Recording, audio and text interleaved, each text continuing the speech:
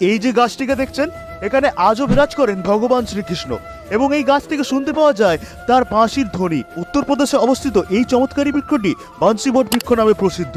মান্যতা আছে এই গাছ থেকে আজও ভেসে আসে ভগবান শ্রীকৃষ্ণের মধুর বাঁশির ধ্বনি।